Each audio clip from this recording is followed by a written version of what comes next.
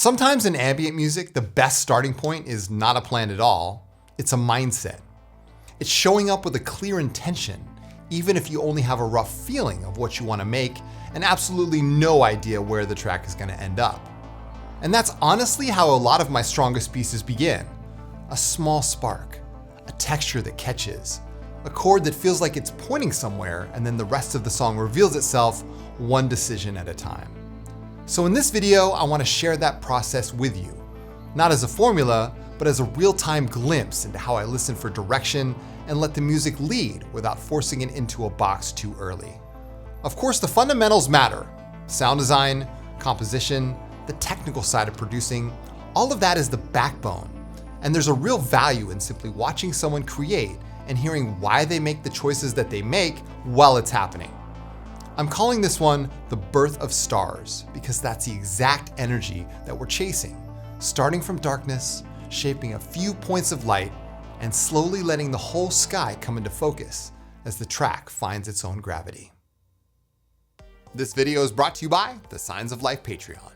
Discover tutorials for all skill levels, as well as full track walkthroughs and track breakdowns, over 100 preset and sample packs, and the Signs Circle Group for track feedback and support, and I also offer personalized one-on-one ambient coaching. Well, what are you waiting for? Sign up today and join us. The link is down below in the description.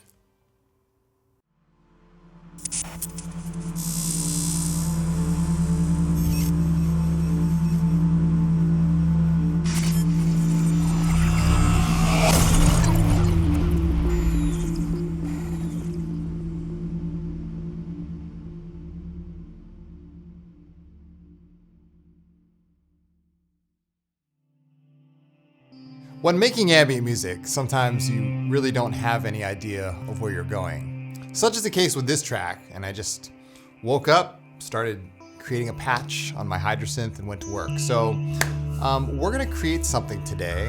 I don't know what, but it's gonna be something. This is not meant to be a tutorial per se. If you're looking for one-on-one instruction, you can check out the link down below in my description for my ambient coaching service as well as my mentorship program. All right, so let's go ahead and dive in here. As you can see, I've got this beautiful sample coming from my Hydrosynth, and that is being looped here. And this is just a patch that I created with the Hydra. And what I love about the Hydra is it not only has one or two oscillators, but you have 3 oscillators, and you're not just limited to the amount of modulation sources. I mean, you have 5 envelopes, 5 LFOs, a bunch of mutants. I mean, it really is a liberating synthesizer. And I know like everyone's talking about the Leviasynth and all the new hype, but this is a timeless classic right here. Anyway, so I've got this sample, and I actually put the notes in through Harmony Bloom. So Harmony Bloom was the sort of driver for the whole thing. And it was just sort of like moving the envelopes, as you can see on the Hydra. I've got like different envelopes here, and those envelopes can do different things. So like, potentially this is kind of like modular in a way. It even has CV gate in and out. I used to run my Hydrosynth desktop into my modular rig. Like there's lots of things you can do with the synthesizer. Not all synthesizers have even CV gate in and out.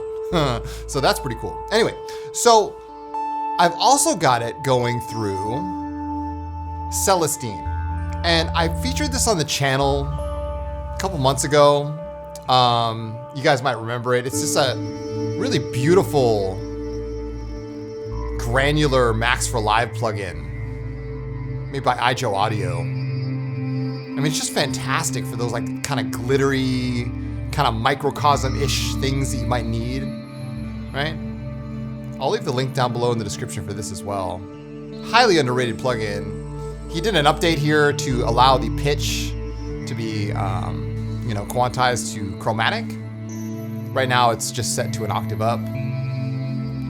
No reverb going into here, but I do have a instance of Timeless 3, and just something that I created just by going into the taps here and randomizing taps, and then choosing. What I love about Timeless is you can choose the left or right just by holding control here. I can say right, left.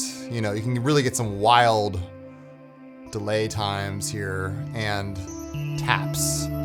So that's cool, right? And to me, this is what I might think of as like, you know, a good start, right? Like kind of like a bedding or a backdrop that I might create a track with.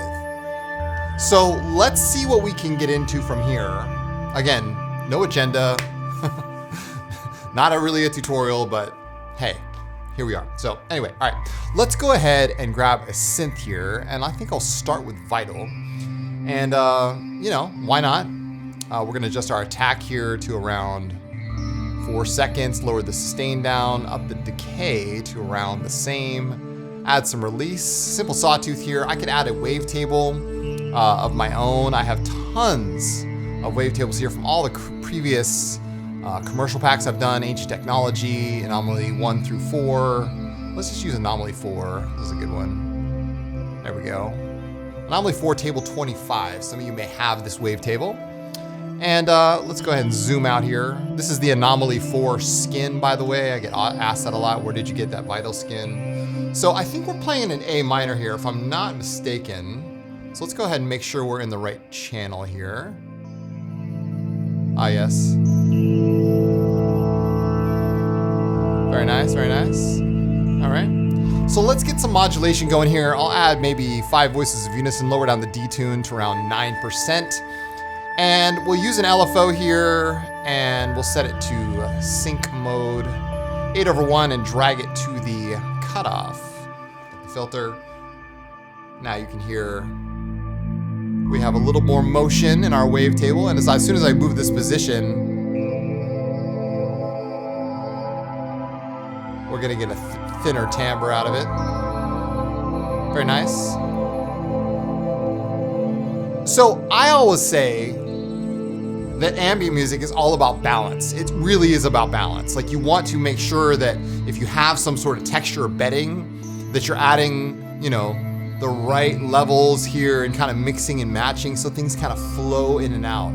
You're creating this texture bed of sorts, right? That's what ambient is best used for, is to immerse oneself or your listener into this field of sound where pitch and, you know, volume and everything else and filtering, they all sort of coagulate together into the same thing. So anyway, let's go ahead and do some more work here. We'll take a random, maybe sync it up, put it in stereo, and we'll lower down it to maybe 2/1 and put it on the position here. Oh yeah, listen to Celestine.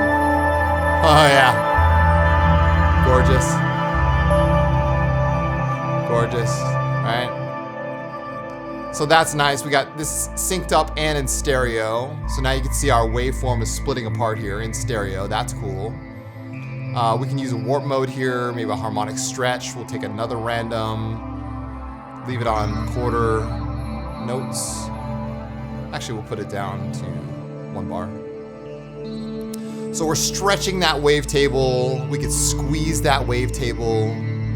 We'll use another random here.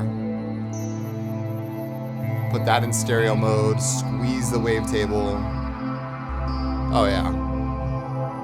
No effects, mind you. We haven't even done any effects yet. Oh yeah. All right.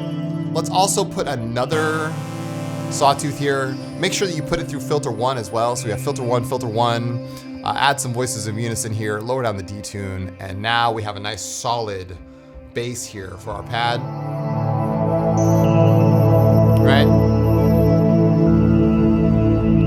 So you could go internal with the effects. Let's go use a compressor here, and we'll up the attack here. Oh yeah. Love it. Gorgeous. Add some delay, ping pong, tempo dotted,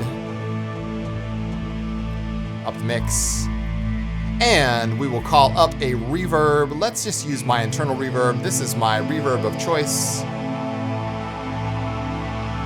until the next best reverb comes along. I don't know when that's gonna be. I haven't found one better. Anyway. All right, so we have a nice thick pad here. Now the question is, a lot of people ask me like, oh, okay, like, what are the chord progressions for ambient? You know, what are the, you know, and I did a video about this, which offended a couple people who were like, oh, so you just play in key?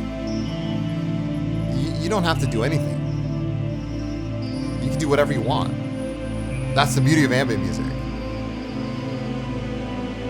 Is you can take it in any direction that you choose. It just has to be authentic to you. So I don't care what chords you make. It could be tonal chords. They could be chords in scale. You could pick chords in the same key. You know, use a chart. You could use something like Chord Generator from Mario Nito, or you could use Spacewalk. So it's really up to you. Me, myself,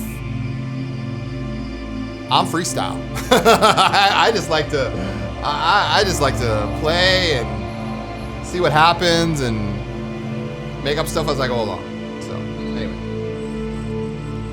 gorgeous. All right. So let's take the notes that we just played. That's always a fun exercise. So then we're going to take that and use the recall button here in Ableton Live and shift the notes. I'll get out of the way.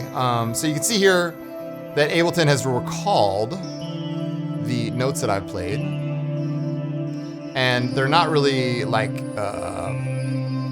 synced or anything. They're just kind of hanging around. That's cool. That works for me. And my buddy Keith came up with a cool, handy little tool here, and I'll use it. It may or may not be out by the time you watch this video. It's called, where is it? Pad Drifter Transform. There it is. Anyway, so you can see here that I've got these notes. Let me change the color so it's a little more clear. You can see I've got all these beautiful notes here that I made. And what I can do is I can select all of them. Let's actually just crop the time clip to this selection.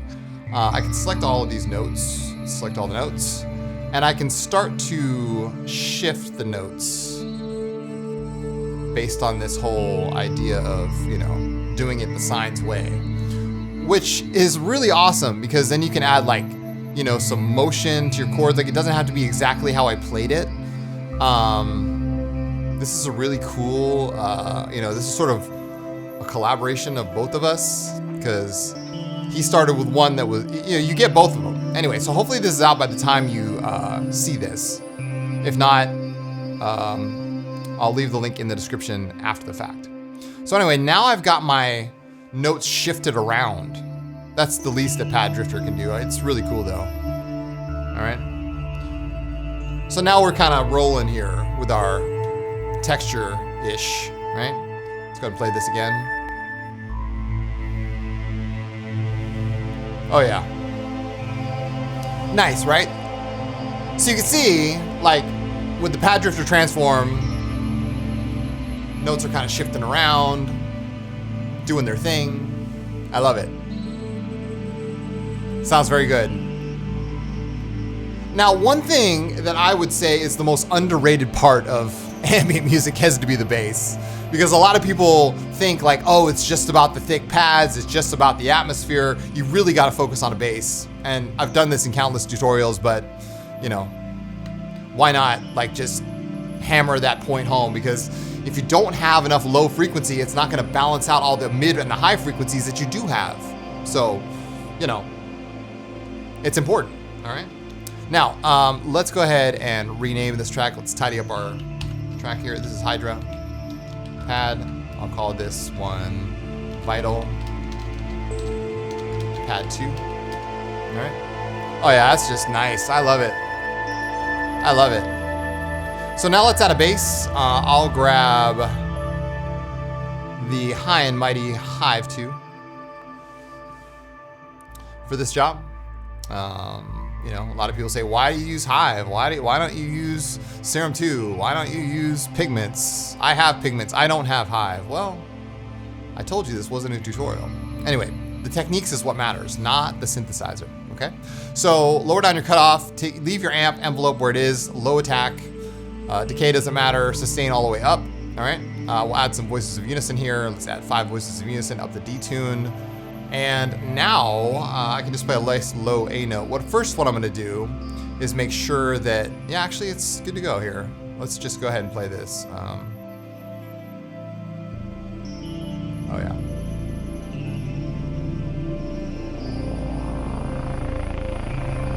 Now, you know, you may run into this issue where it's kind of hard to decipher like what the right bass note is, because sometimes the note you're choosing is too low for the application, and then sometimes it's not.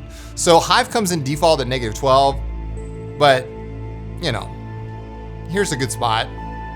Okay, let's take the LFO, we'll put it in sync mode, and we'll put it to 4/1, drag it over.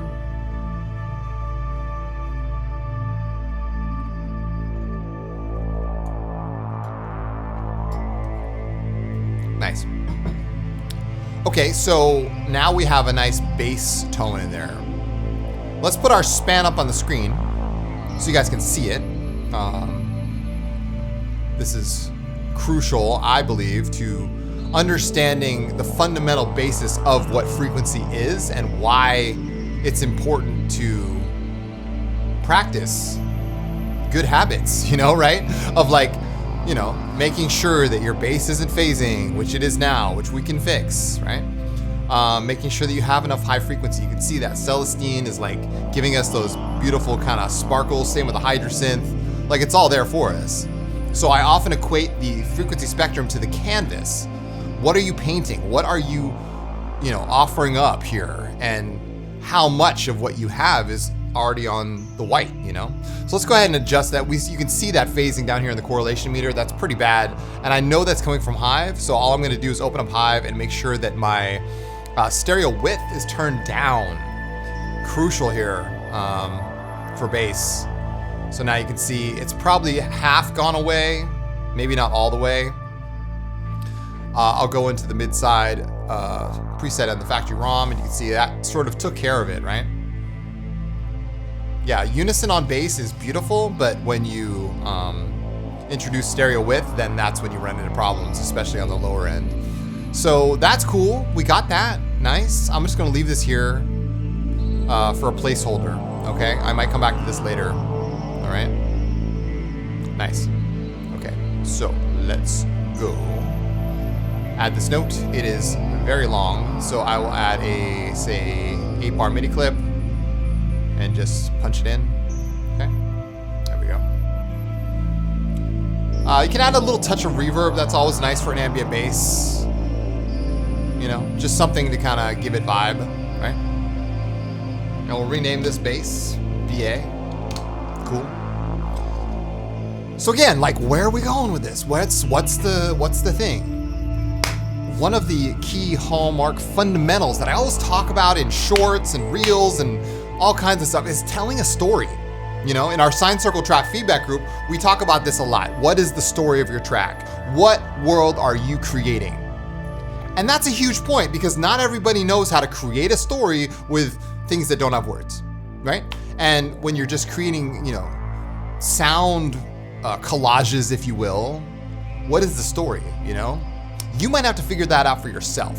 And you might have to dive in to either your own creativity, you might have to do some writing beforehand, you might have to just, you know, imagine the world that you're trying to create and hold on to that feeling, hold on to those emotions that that world evokes out of you, and then channel those emotions into the process. That's how you create story. It's not just something that just magically comes out of outer space, even though it can. You have to create the story within. And then through your practice, through your process, that's what creates the story behind your music. I hope that's clear. Anyway, so let's go ahead and continue on here. I've got a bass, everything's sounding good. I'm going to add a synthesizer here. Let's add pigments. Always a great choice, you know? I've often, you know, this channel's been around for so long. It's like, oh, what's the right synth for this situation? What's the right synth for any situation? The best synth is the one right in front of you. The best synth is the one you always use the most. The best synth is the one that you feel the most comfortable. I have a friend named Andy, and he's a very talented producer. Like, he's really good. You know, he just doesn't like pigments. You know, like, he just doesn't like it. And That's fine. Like, okay. But he's brilliant with Atmosphere. It's not like he doesn't know how to produce. The guy's freaking a genius. But he just doesn't like the synth for whatever reason, and that's fine.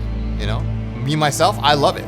I also love Serum 2. I also love Faceplant. I didn't like Faceplant, to be honest with you, for a while. And then I got used to it, and I was like, oh my god. Like, Dash red pilled me on it. I was like, oh wow, you know. As you can see, I'm kind of making a pluck here. I'm kind of making a pluck. And that, to me, would start something like this, where you have like about a second on your decay, lower the sustain all the way down. You can actually leave it up if you want, if you don't want the volume to go all the way down. I don't think a second is, I mean, it's long, right, for a pluck. And then you can add some release here. And then your second envelope here is the filter ping, I call it, right? So you just are constantly plucking that filter. And I'm just using a basic sawtooth. We can also add another waveform here. We'll change this to wavetable. And let's go ahead and maybe put like a... Basic waves are good in analog. You don't want to go too crazy with super pulse width modulation. Ooh, that looks nice. I like it. Yeah. Let's do that. Let's use this one. And we'll ping it up there. So what we'll do is we'll use the envelope. We can use the amp envelope here on that, on the position, and we'll make sure that's also going through the filter. So that'll sound good. That'll sound good. All right. Okay. Cool. I'm happy with that. I'll put some reverb and delay on here. More delay than reverb. Delay, of course, is my dotted eighth note dual delay from Sean, the reverb and delay genius of all time. All right, we'll call this sequence 1. Now I wonder I know what you're thinking. You're like, well, where's the sequence? We gotta create it, man. We gotta make it. So let's grab Stepic 1.6. Yeah, this is the sequencer for the ages. I have been tied to Stepic, no pun intended. I've been tied to Stepic for a long time, and I have no problem with that. It's such a great sequencer. I've always enjoyed using it, and we have even more options now for like cool stuff, you know. So it's really fun. I really do like Stepic. It's just a great tool. I'll use pentatonic minor here, and you know, you can get crazy with the modes and stuff. If you're ever really bored, there's a funny thread on Reddit about me, and people say, oh, I don't like he just uses a bunch of random arpeggios. Bro, have you ever heard Ascendant? I was like, have you ever heard? Our album won Best Album of the Year in 2024, and you say that I just do random arpeggios? Come on now. We got skills, man. We're out here producing for real. Some people out here just talking on Reddit. I do this for real. Anyway, I digress. Okay, so let's now just add some velocity here. That's another key, is making sure that you have velocity as a modulation source. What does that even mean? Well, velocity is a really fun thing where you could actually use it to, you know, modulate certain parameters. You could just use it as basic to modulate volume, which is normally what we think about velocity, how hard something is played, right? But, you know, you could use velocity in different ways. So what we can do is come back to pigments before we even turn it on. I haven't even heard the patch I made. So let's go ahead and ping velocity here on the filter. We'll ping velocity here on the folder mount. If you go to 2D view, you can see what a wave folder might look like here with this one.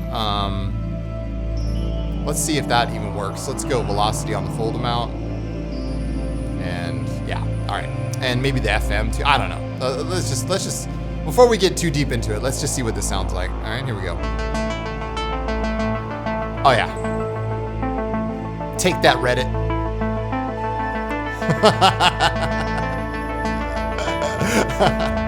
No offense to those guys. I mean, they just don't know what they're talking about. That's fine. That's gorgeous. I love it. I absolutely love it. Because you can see that like, it's more than, you got the fold mod that's pinging here, right? So that's a wave folder.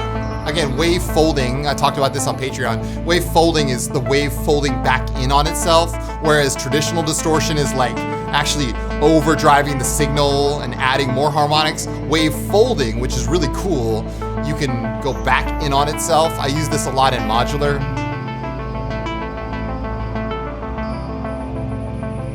I love that. So this is what I would call kind of a higher sequence. Like it's kind of like pinging on the high end, you know? Needs a little more delay and some reverb. Nice. Let's now take a look at our span, and we'll go back to the normal default here. Change the color to something pretty. So now you can see that we got a lot of mid-range, and this is a problem for most producers. Is like, oh, hear that? Oh. The hydrosynth are started. See, that's what I'm saying. You set the bass and then everything comes after it. So you can see like the mid-range is very strong here. So this is something you want to be careful and cautious of, all right? I also see that our bass is probably not even loud enough. We probably need some more strength in that bass. So what I'll do is I'll put a compressor on the effects. And let's give it some out. There we go. Yeah. Yeah, bass has got more vibe now. It's got more grit, more punch. We can even put an overdrive on that bass. Just a little bit of saturation might go a long way. I don't know. See, that's better. See, now it looks to me like it looks a little more balanced in the low. The mid is under control. You got the high end there.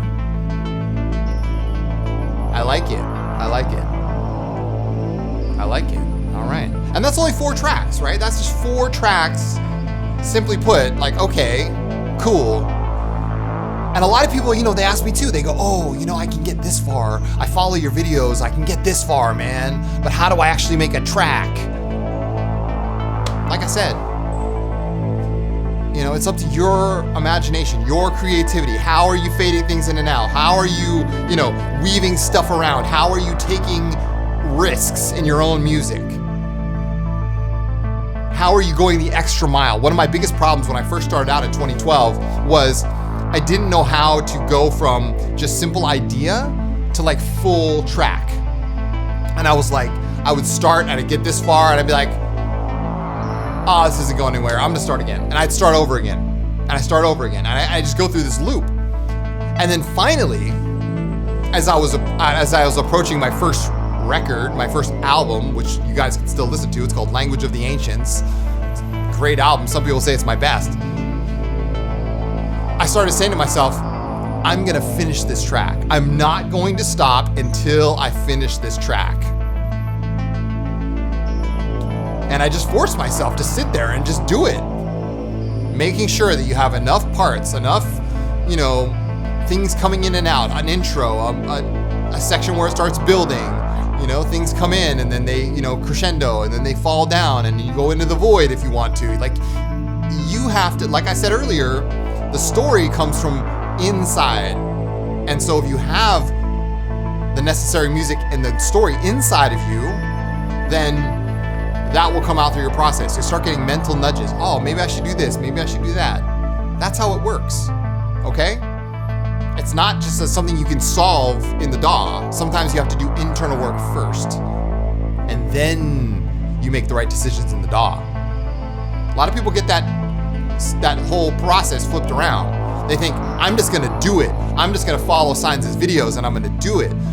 Yes, you can, but in this time, I highly recommend that you do the internal work first, and then when you approach the DAW, that's when things will start to make sense. Okay?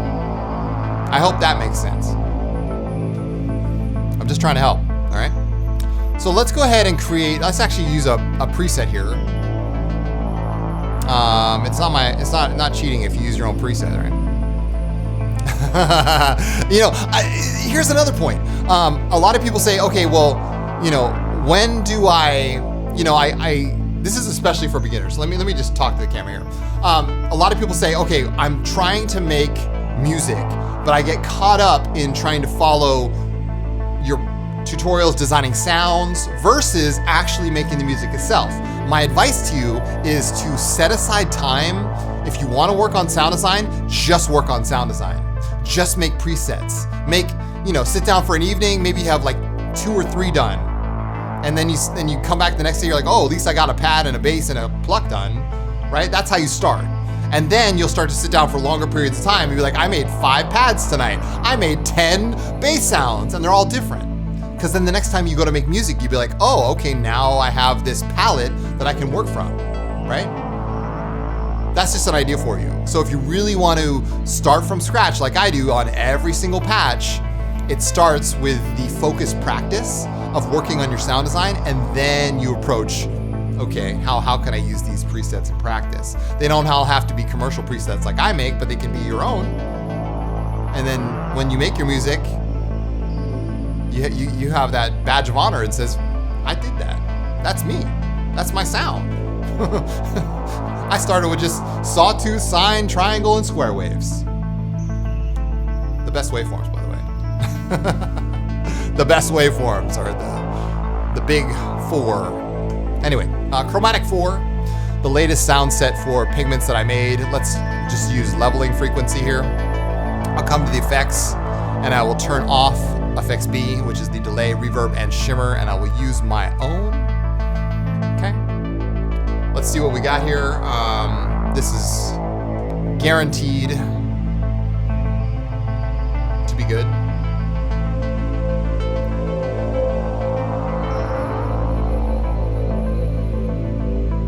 Yeah.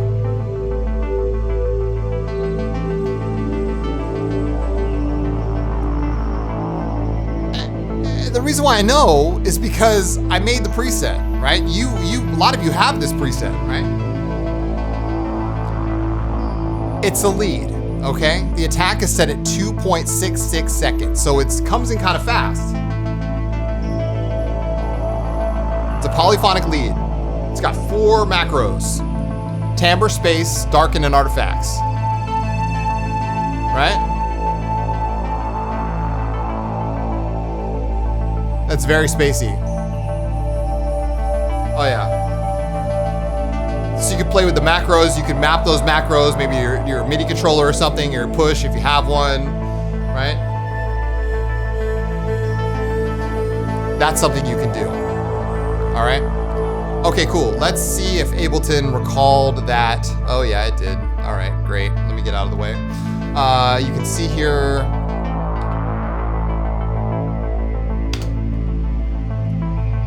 There we go. We'll crop this loop to time selection. You can add a little bit more here. Let's put it in scale mode. We're playing in A minor. And yeah, I like to use this as sort of just a kind of sketch pad, you know, not too serious. One more note in there, and we'll set this to 1 bar. There we go. Great. Crop time. There we go. So now we have a nice 16 bar loop of, you know, MIDI here. That's all you need. I mean, it doesn't really take much, but you can see that's kind of like setting the tone here on the top end. I like it. Again, plenty of high frequency, plenty of low frequency. Mids are still relatively under control. Yes, there's some spikes in here, but again, this is just the MIDI composition stage. I'm not even working on, you know, the overall arrangement yet or anything. All right, let's do another sequence here. I'll call this leveling. Leveling Freak, the lead. Again, Chromatic 4 pigments. The Chromatic series is just fantastic. My next sound set will be Chromatic 5. Okay. Let's now add another instance of Serum 2 here. And we can do something very basic, because a lot of the times, you know, when I'm working, you know, with my music that I do with Ascendant, with Dawn, like there's sequences that flow in and out. And even on the Synphaera records, you'll hear that my sequence is kind of, one sequence comes in, another one complements that, that one might fade out. There might be sequences that are separated. This is a pro tip for you. If you want to separate your sequences, make sure you separate them by frequency, meaning on the different octave ranges, either C1, C2, C3, C4, or you separate them by timbre, by like, saying, oh, this is the sine wave style frequency and this is a very sharp sawtooth style frequency. Those two are going to be separated because they're of different like kind of textures, if you will. The last way is to separate them by time value. So one would be like eighth notes. Maybe you can have one that's like even like 16ths or even 32s if you're going that slow, right? We're working at 96 beats per minute here. I mean, this is really fast for ambient, but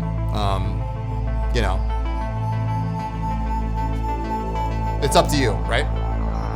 So what I'll do is, because I know that I made this sequence over here at 16th notes, I'll just do an 8th note sequence, a very simple 8th note sequence that's not crazy.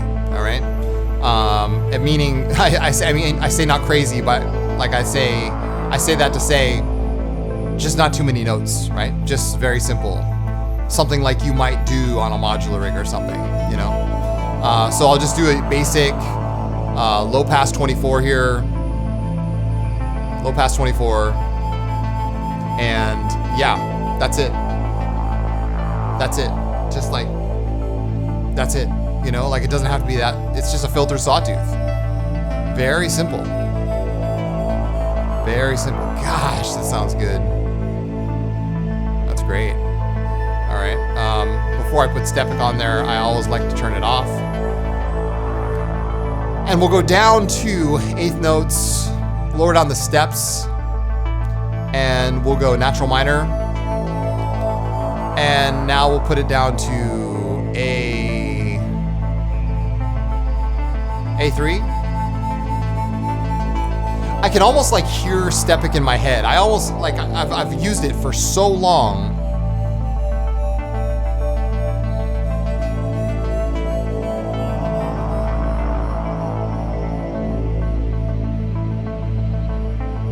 I know what that's gonna do. It's just gonna go bo da da da da da da da.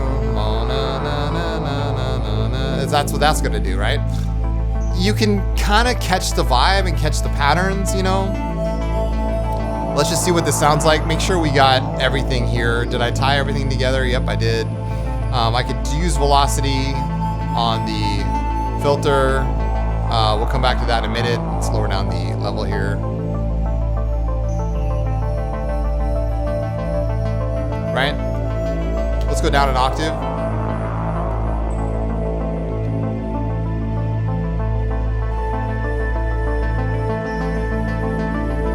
Oh yeah, that's speaking to me. All right, let's put on normal, mono, free running, 4 bars. Yeah. That's what I'm talking about. Yeah. So you see, like, we have 2 sequences running at the same time, and because they're at different time values and timbres, now we have something that's like, oh, okay, I could do that. Let's call this sequence 2.